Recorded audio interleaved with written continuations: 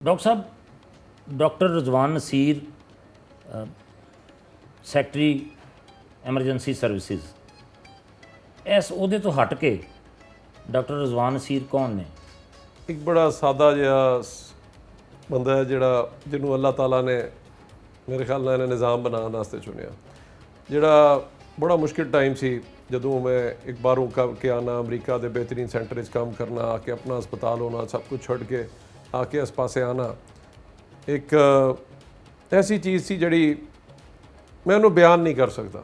ਤੇ ਅੱਲਾਹ ਤਾਲਾ ਨੇ ਕਿਸ ਤਰ੍ਹਾਂ ਕੰਮ ਲਿਆ, ਮੁਸ਼ਕਿਲਾਤ ਵੀ ਆਈਆਂ, ਸਾਰੀਆਂ ਚੀਜ਼ਾਂ ਆਈਆਂ, ਤੇ ਇਸ ਚੀਜ਼ ਨੂੰ ਬਸ ਅੱਲਾਹ ਤਾਲਾ ਨੇ ਫਿਰ ਕੰਮ ਕਰਦੇ ਗਏ। ਅਸੀਂ ਮਿਹਨਤ ਕੀਤੀ ਤੇ ਅੱਲਾਹ ਤਾਲਾ ਨੇ ਅੱਜ ਇੱਕ ਸਿਸਟਮ ਪਾਕਿਸਤਾਨ 'ਚ ਬਣਾਇਆ ਜਿਹੜੀ ਆਲਮੀ ਮਿਆਰ 'ਤੇ ਹੈਗਾ।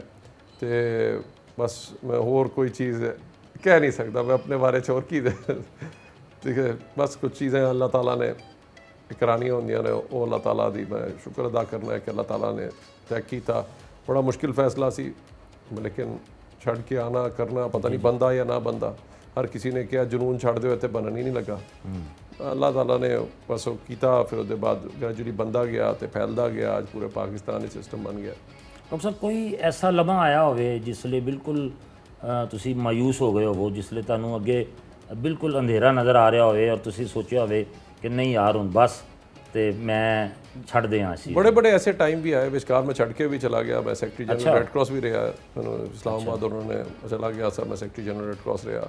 ਫਿਰ ਵੀ ਬਾਅਦ ਵਿੱਚ ਵੀ ਕੁਝ ਐਸੇ ਟਾਈਮ ਆਏ ਜਿਨ੍ਹਾਂ ਤੇ ਬਹੁਤ ਮੁਸ਼ਕਿਲ ਸੀ। ਡਾਕਟਰ ਸਾਹਿਬ ਕੁਝ ਐਸਾ ਵੀ ਮਰਹਲਾ ਆਇਆ ਕਿ ਤੁਹਾਡੇ ਤੇ ਮੁxtਲਿਫ ਕਿਸਮ ਦੇ ਇਲਜ਼ਾਮਾਤ ਵੀ ਲਗਾਏ ਗਏ, ਉਹ ਕਿਆ ਐਸੇ ਲੋਕ ਸਨ ਜਿਹੜੇ ਕੋਈ ਮਖਸੂਸ ਤਬਕਾ ਸੀ ਜਿਹੜਾ ਤੁਹਾਡੀਆਂ ਰਾਹਾਂ 'ਚ ਰੁਕਾਵਟ ਖੜੀਆਂ ਕਰਨਾ ਚਾਹ ਰਿਹਾ ਸੀ? ਦੇਖੋ ਸਰਕਾਰ ਵਿੱਚ ਨਾ ਸਭ ਤੋਂ ਵੱਡਾ ਮੈਨੂੰ ਸਮਝਾਉਂਦੇ ਸਨ ਕਿ ਜੀ ਬੰਦਾ ਜਿਹੜਾ ਕੰਮ ਨਹੀਂ ਵੀ ਕਰਦਾ ਨਾ, ਖੈਰ ਹੈ ਸਰਕਾਰ ਵਿੱਚ ਉਹਨੂੰ ਚੱਲਣ ਦਿਓ। ਮੈਂ ਕਿਹਾ ਜੀ ਅਗਰ ਮੈਂ ਚੱਲਣ ਦੇਵਾਂਗਾ ਤਾਂ ਫਿਰ ਇਹ ਇਦਾਰਾ ਤਬਾਹ ਹੋ ਜਾਏਗਾ। ਉਹ ਫਿਰ ਜਿਹੜਾ ਵੀ ਬੰਦੇ ਨੂੰ ਕੱਢੋ ਉਹਦਾ ਜੋ ਮੂੰਹ 'ਚ ਆਉਂਦਾ ਦਿਲ ਕਰਦਾ ਉਹ ਕਰਦਾ ਹੈ। ਲੇਕਿਨ ਅੱਲਾਹ ਦਾ ਸ਼ੁਕਰ ਹੈ ਅਸੀਂ ਜਿਹੜਾ ਵੀ ਨਿਜ਼ਾਮ ਹੈ ਸਾਡਾ, ਮੈਂ ਗਵਾਹੀ ਦੇ ਸਕਦਾ ਹਾਂ ਕਿ ਸਾਡਾ ਇੱਕ ਵੀ ਬੰਦਾ ਅਗਰ ਉਹਦੇ ਚੀਜ਼ਾਂ ਠੀਕ ਨਾ ਹੁੰਦੀਆਂ ਤਾਂ ਰੈਸਕਿਊਰ ਜਿਹੜੇ ਨੇ ਲੋਕਾਂ ਕੋਲੋਂ ਵੀ ਪੈਸੇ ਲੈ ਰਹੇ ਹੁੰਦੇ। ਅੱਲਾਹ ਦਾ ਸ਼ੁਕਰ ਹੈ ਅਸੀਂ ਇੱਕ ਨਿਜ਼ਾਮ ਇਸ ਤਰ੍ਹਾਂ ਦਾ ਬਣਾਇਆ ਤੇ ਸਾਡਾ ਟਰਾਂਸਪੇਰੈਂਟ ਤੇ ਓਪਨ ਇੱਕ ਨਿਜ਼ਾਮ ਹੈਗਾ। ਅਸੀਂ ਜਿੰਨਾ ਵੀ ਅੱਛੇ ਤਰੀਕੇ ਨਾਲ ਸਾਰਾ ਕੰਮ ਕਰ ਸਕਨੇ, ਜਿਨਕਾ ਮੁਮਕਿਨ ਹੈ ਉਹ ਅਸੀਂ ਕਰਨੇ ਆ, ਤੇ ਉਹਦਾ ਖੁਦ ਮੂੰਹ ਬੋਲਦਾ ਸਬੂਤ ਤੁਹਾਡੇ ਸਾਹਮਣੇ ਪਰਫਾਰਮੈਂਸ ਹੈ। ਲੇਕਿਨ ਅਗਰ ਜਿਹੜਾ ਬੰਦਾ ਕੰਮ ਨਹੀਂ ਕਰਦਾ ਉਹਦੇ ਤੇ ਮੈਂ ਕੰਪਰੋਮਾਈਜ਼ ਕਰਾਂਗਾ ਤੇ ਫਿਰ ਸਿਸਟਮ ਨਹੀਂ ਚੱਲੇਗਾ। ਉਹਦੇ ਤੇ ਮੈਂ ਕੰਪਰੋਮਾਈਜ਼ ਕਰਨ ਨੂੰ ਤਿਆਰ ਨਹੀਂ। ਤੇ ਇਸ ਕਿਸਮ ਦੇ ਤਮਾਮ ਚੀਜ਼ਾਂ ਦੀ ਮੈਂ ਪਰਵਾਹ ਨਹੀਂ ਕਰਦਾ। ਅੱਲਾਹ ਤਾਲਾ ਨੂੰ ਹਾਜ਼ਰ ਨਾਜ਼ਰ ਜਾਣ ਕਰ ਮੈਂ ਜਿਹੜਾ ਵੀ ਕੰਮ ਕਰ ਸਕਣਾ ਸਹੀ ਤਰੀਕੇ ਨਾਲ ਕਰਨਾ ਹੈ। ਅੱਲਾਹ ਦਾ ਸ਼ੁਕਰ ਹੈ 99% ਸਾਡੇ ਬੰਦੇ ਬਹੁਤ ਅੱਛੇ ਨੇ, ਲੇਕਿਨ 1% ਬੰਦਾ ਜ਼ਰੂਰ ਹੁੰਦਾ ਜਿੱਥੇ ਅੱਲਾਹ ਤਾਲਾ ਸ਼ੈਤਾਨ ਛੱਡ ਦਿੰਦਾ ਹੈ।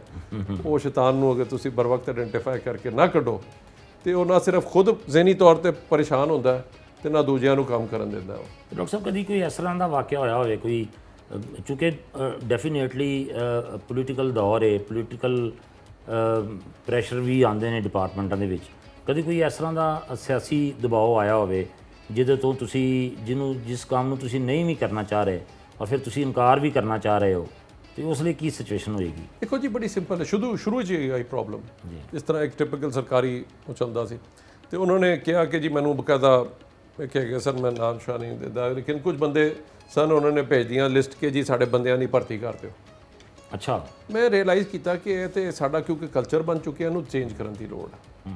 ਉਸੇ ਦਿਨ ਤੋਂ ਮੈਂ ਫੈਸਲਾ ਕੀਤਾ ਕਿ ਜਿਹੜਾ ਵੀ ਬੰਦਾ ਅਸੀਂ ਭਰਤੀ ਕਰਾਂਗੇ ਇੱਕ ਤਾਂ ਕੋਸ਼ਿਸ਼ ਕਰਾਂਗੇ ਉਹਦੇ ਟੈਸਟ ਰੱਖ ਦਿੱਤੇ ਅਸੀਂ। ਤਾਂ ਫਿਜ਼ੀਕਲ ਟੈਸਟ ਹੈ, ਐਪਟੀਟਿਊਡ ਟੈਸਟ ਹੈ, ਰਿਟਨ ਟੈਸਟ ਹੈ। ਉਹਦੇ ਬਾਅਦ ਜਿਹੜਾ ਬੰਦਾ ਆਉਂਦਾ ਸੀ ਉਹ ਜੋ ਉਮਰ ਦੀ ਸਿਫਾਰਿਸ਼ ਕਰਦੇ ਉਹ ਐਸੀ ਮੈਰਿਟ 'ਤੇ ਹੁੰਦਾ ਸੀ, 19-20 ਦਾ ਫਰਕ ਹੁੰਦਾ ਸੀ, ਉਹ ਕੋਈ ਫਰਕ ਨਹੀਂ ਲੈਂਦਾ। ਤੇ ਅਸੀਂ ਫਿਰ ਉਹਦੇ ਬਾਅਦ ਫਿਰ ਅਸੀਂ ਦੇਖਿਆ ਕਿ ਮੇਰੇ ਡਿਪਾਰਟਮੈਂਟ ਵਿੱਚ ਵੀ ਕੋਈ ਪ੍ਰੋਬਲਮ ਨਾ ਹੋਏ, ਅਸੀਂ ਉਹਨੂੰ ਆਊਟਸੋਰਸ ਕਰ ਦਿੱਤਾ। ਅੱਛਾ। ਸੈਂਟਰਲ ਟੈਸਟਿੰਗ ਸਰਵਿਸ ਦੂਜੇ ਪੂਰੀ ਸ਼ਾਰਟ ਲਿਸਟਿੰਗ ਉਹ ਕਰਦੇ ਨੇ, ਟੈਸਟ ਉਹ ਲੈਂਦੇ ਨੇ, ਜਿਹੜੇ ਫਿਰ ਬੰਦੇ ਫਾਈਨਲ ਸ਼ਾਰਟ ਲਿਸਟ ਹੁੰਦੇ ਸਾਡੇ ਕੋਲ ਸਿਰਫ ਇੰਟਰਵਿਊ ਵਾਸਤੇ ਆਉਂਦੇ ਨੇ। ਤੇ ਅਸੀਂ ਇਹ ਟਰਾਂਸਪੇਰੈਂਟ ਸਿਸਟਮ ਬਣਾਇਆ। ਤੇ ਅਗਰ ਨਾ ਮੈਂ ਬਣਾਉਂਦਾ ਜਿਹਦੇ ਬਕਾਇਦਾ ਉਹਦਾ ਰਿਟਰਨ, ਫਿਜ਼ੀਕਲ, ਸਕਿੱਲ ਟੈਸਟ ਕਰਕੇ, ਐਪਟੀਟਿਊਡ ਟੈਸਟ ਕਰਕੇ ਅਸੀਂ ਨਾ ਲਿਆ ਰਹੇ ਹੁੰਦੇ ਫਿਰ ਬੜਾ ਮੁਸ਼ਕਿਲ ਸੀ। ਤੇ ਮੈਂ ਹਮੇਸ਼ਾ ਕੋਸ਼ਿਸ਼ ਕੀਤੀ ਕਿ ਨਿਜ਼ਾਮ ਨੂੰ ਅਸੀਂ ਸਿਸਟਮ ਨੂੰ ਠੀਕ ਕਰੀਏ, ਲੜੀਏ ਇਹਨਾਂ ਲੋਕਾਂ ਨਾਲ। ਡਾਕਟਰ ਸਾਹਿਬ ਇੰਨਾ ਤੁਸੀਂ ਬਿਜ਼ੀ ਰਹਿੰਦੇ ਹੋ, ਇੰਨਾ ਮਸਰੂਫੀਅਤ ਦਾ ਦੌਰੇ ਵੀ, ਬੈਰੂਨੇ ਮੁਲਕ ਦੌਰੇ ਵੀ, ਇੱਥੇ ਵੀ ਬਹੁਤ ਮਸਰੂਫੀਅਤ, ਤੇ ਘਰ ਵਾਲੇ ਲੜਦੇ ਨਹੀਂ ਸਰ? ਉਹ ਇਹ ਤੁਸੀਂ ਦੁੱਖ ਦੀ ਰਗ ਤੇ ਜਿਹੜਾ ਹੈ ਨਾ ਉਹ ਫੜ ਲੈਤੀ ਹੈ। ਬੜਾ ਮੁਸ਼ਕਿਲ ਹੈ। ਉਹ ਤਾਂ ਕਹਿੰਦੇ ਨੇ ਤੁਹਾਡੀ ਸ਼ਾਦੀ ਹੋ ਗਈ ਲੱਗਦਾ ਰੈਸਕਿਊ ਨਾਲ ਹੀ। ਅੱਛਾ ਜੀ। ਤੇ ਹੁਣ ਜਿਹੜਾ ਉਹ, ਲੇਕਿਨ ਫਿਰ ਵੀ ਕੋਸ਼ਿਸ਼ ਹੁੰਦੀ ਹੈ, ਬੈਲੈਂਸ ਰੱਖੀਦਾ। ਤਾਂ ਕਿ ਜਿੰਨਾ ਮੁਮਕਿਨ ਹੋ ਸਕਦਾ ਉਹ ਕਰੀਦਾ। ਲੇਕਿਨ ਜਿਹੜਾ ਵੀ ਕੰਮ ਕਰੋ ਫਿਰ ਜਨੂਨ ਨਾਲ ਹੁੰਦਾ, ਵਰਨਾ ਫਿਰ ਬੰਦਾ ਕੰਮ ਨਹੀਂ ਕਰ ਸਕਦਾ। ਇਹ ਤਾਂ ਸਹੀ, ਇਹ ਤਾਂ ਸਹੀ। ਉਹਨਾਂ ਨੂੰ ਵੀ ਹੁਣ ਸਮਝ ਆ ਗਈ ਹੈ ਕਿ ਜਨੂਨੀ ਹੈਗਾ, ਬਾਜ਼ ਆਣਾ ਨਹੀਂ ਹੈਗਾ, ਤਾਂ ਉਹਨਾਂ ਨੇ ਕੋਈ ਸਮਝੌਤਾ ਕਰਨਾ ਹੁਣ ਸਿੱਖ ਲਿੱਤਾ ਹੈ। ਡਾਕਟਰ ਸਾਹਿਬ ਤੁਸੀਂ ਕੋ ਐਜੂਕੇਸ਼ਨ 'ਚ ਤਾਲੀਮ ਹਾਸਲ ਕੀਤੀ? ਹਾਂਜੀ, ਮੈਡੀਕਲ ਕਾਲਜ ਤੇ ਉਹਦੇ ਬਾਅਦ ਫਿਰ ਜੀਸੀ ਦੇ ਵਿੱਚ ਵੀ ਜ਼ਾਹਿਰ ਹੈ ਤੁਸੀਂ ਪੜ੍ਹੇ, ਕਿੰਗ ਐਡਵਰਡ ਮੈਡੀਕਲ ਕਾਲਜ ਵੀ ਪੜ੍ਹੇ, ਬਾਹਰ ਵੀ ਪੜ੍ਹੇ।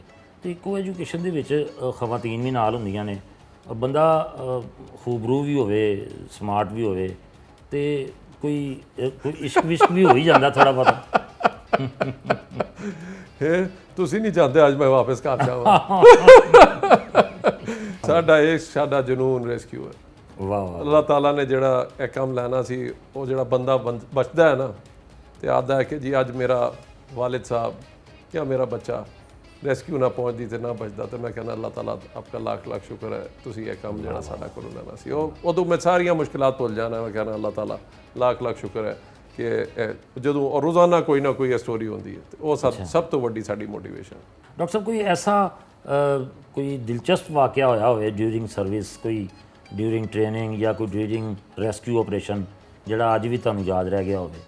ਉਹ ਬੜਾ ਇੰਟਰਸਟਿੰਗ ਹੋਇਆ। ਮੈਂ ਉੱਤੇ ਗਿਆ ਸੀ, ਚਿਤਰਾਲ ਉੱਤੇ ਹੋਇਆ ਸੀ, ਫਲੱਡ ਆਇਆ ਸੀ, ਤੇ ਥੱਲੇ ਆਇਆ, ਮੈਂ ਸ਼ਹਿਰ 'ਚ ਪਹੁੰਚਿਆ, ਤਾਂ ਉਹਨੇ ਬੰਦੇ ਨੇ ਕਿਹਾ ਕਿ ਉਹ ਮੈਨੂੰ ਮੇਰਾ ਜ਼ਿਲ੍ਹੀ ਅਫਸਰ ਦੱਸਦਾ ਪਿਆ ਸੀ, ਤੇ ਉੱਥੇ ਉਹਨੇ ਕਿਹਾ ਕਿ ਜੀ ਉਹ ਕੱਲ੍ਹ ਇੱਕ ਬੜਾ ਇੰਟਰਸਟਿੰਗ ਵਾਕਿਆ ਹੋਇਆ। ਉਹਨੇ ਕਿਹਾ ਜੀ ਕੀ ਹੁਆ?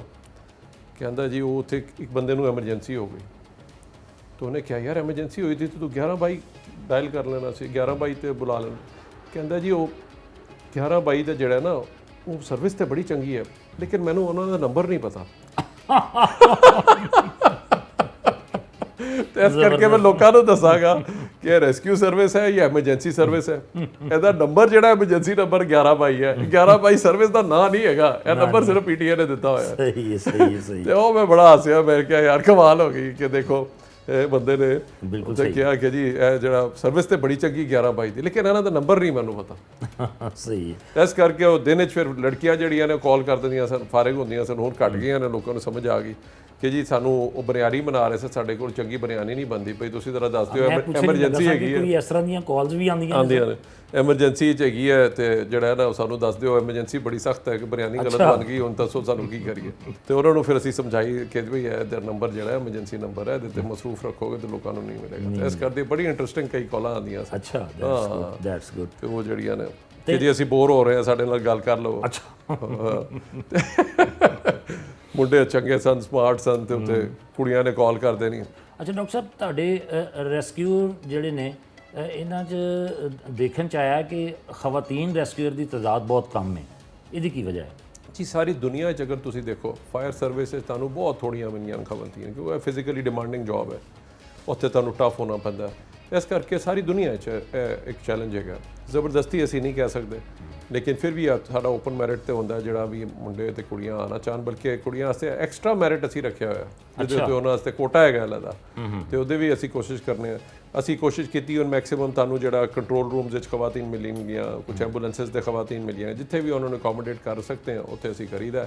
ਲੇਕਿਨ ਕਿਉਂਕਿ ਫਿਜ਼ੀਕਲੀ ਡਿਮਾਂਡਿੰਗ ਹਰ ਵਕਤ ਫੀਲਡ ਦੀ ਜੌਬ ਹੈ, ਤਾਂ ਉਹਦੇ ਚਾਹੀਦੀ ਬਾਤ ਹੈ ਸਾਰੀ ਦੁਨੀਆ 'ਚ ਫੀਮੇਲਸ ਦਾ ਨੰਬਰ ਜਿਹੜਾ ਉਹਨਾਂ ਵੱਡਾ ਨਹੀਂ ਮਿਲਦਾ। ਹੁਣ ਇਹ ਵੀ ਰੀਸੈਂਟਲੀ ਕੋਈ ਆਏ ਹੋਏ ਸਨ UK ਤੋਂ ਵੀ ਤੇ ਦੂਜੀ ਜਗ੍ਹਾ ਤੋਂ ਬਰਤਾਨੀਆ ਤੋਂ, ਉਹਨਾਂ ਨੂੰ ਵੀ ਮੈਂ ਇਹ ਗੱਲ ਕਰ ਰਿਹਾ ਸੀ, ਉਹਨਾਂ ਨੇ ਵੀ ਦੱਸਿਆ ਕਿ ਜੀ ਇੱਕ ਬੜਾ ਛੋਟਾ ਨੰਬਰ ਹੈ ਉਹਨਾਂ ਦਾ ਵੀ ਜਿਹੜਾ ਸਾਨੂੰ ਫਾਇਰ ਸਰਵਿਸ ਮਿਲਦੀ ਹੈ। ਤੁਹਾਡੀ ਅਕੈਡਮੀ ਦੇ ਵਿੱਚ ਆਉਣ ਵਾਸਤੇ, ਐਂਟਰ ਹੋਣ ਵਾਸਤੇ ਉਹ ਕੀ ਤਰੀਕਾਕਾਰ ਹੈ ਸਰ ਉਹਦਾ? ਜੀ ਟ੍ਰੇਨਿੰਗ ਤੋਂ ਬਗੈਰ ਕੋਈ ਵੀ ਸਿਸਟਮ ਕਾਮਯਾਬ ਨਹੀਂ।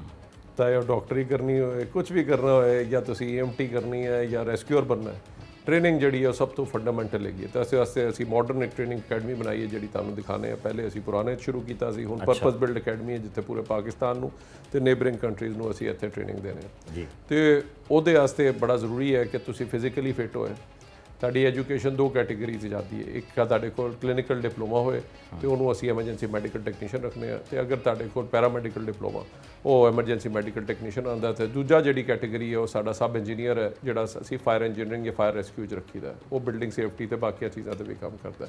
ਤੀਜਾ ਸਾਡਾ ਕੈਟੇਗਰੀ ਹੈ ਜਿਹੜਾ ਡਰਾਈਵਰ ਹੈ, ਉਹ ਕਮ ਸੇ ਕਮ ਮੈਟ੍ਰਿਕ ਤੇ 20 ਤੋਂ 30 ਸਾਲ ਉਮਰ ਤੇ ਉਹਨੂੰ ਫਿਜ਼ੀਕਲੀ ਫਿਟ ਹੋਣਾ ਚਾਹੀਦਾ ਹੈ, ਬਾਕੀ ਉਹਦੀ ਸਕਿੱਲ ਸਿਖਾਈ ਦੀ ਹੈ। ਉਹ ਡਰਾਈਵਰ ਤੇ ਤੁਹਾਨੂੰ ਸਾਡੀ ਕੋਸ਼ਿਸ਼ ਹੁੰਦੀ ਹੈ ਲੋਕਲਸ ਨੂੰ ਪ੍ਰੈਫਰੈਂਸ ਦਿੱਤੀ ਜਾਏ। ਇਹ 3-4 ਚੀਜ਼ਾਂ ਨੇ। ਫਿਰ ਜਿਹੜਾ ਕੰਟਰੋਲ ਰੂਮ ਆਪਰੇਟਰਸ ਨੇ ਉਹ ਕੰਪਿਊਟਰ ਤੇ ਐਕਸਪਰਟ ਹੁੰਦੇ ਨੇ, ਤੇ ਉਹਨਾਂ ਨੂੰ ਫਿਰ ਅਸੀਂ ਇਸ ਤਰ੍ਹਾਂ ਰੱਖੀਦਾ ਹੈ। ਇਹ 3-4 ਕੈਟੇਗਰੀਜ਼ ਨੇ ਜਿਹਦੇ ਤੇ ਆਉਂਦੇ ਨੇ ਲੋਕੀ।